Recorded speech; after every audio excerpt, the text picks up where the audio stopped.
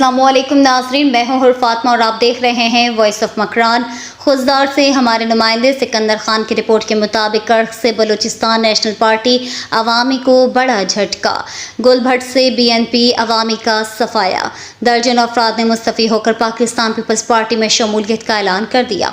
इस हवाले से एक शमूलियती प्रोग्राम गुलभट में मुनक्किद हुआ, जिसकी सदारत यूनियन कौंसिल संचकों के चेयरमैन, पार्टी के सीनियर रहनुमा वडेरा मोहम्मद फारूक जामोट ने की।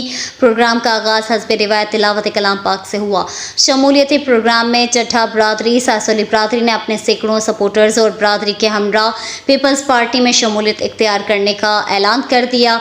इस मौके पर चेयरमैन यूनियन कौंसिल आबाद हाजी यासिन जतक, पीपल्स पार्टी के सीनियर रहनुमा मीर जुमा खान शकरानी, वाइस चेयरमैन नादिर जामोट समेत बड़ी तादाद पार्टी रहनुमा मौजूद थे।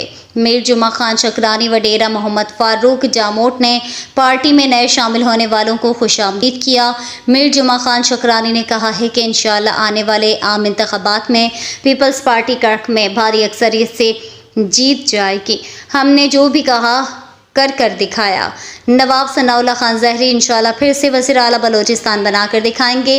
कर्क और बलूचिस्तान भर में एक नई तामीर और तरक्की का सफ़र शुरू होगा।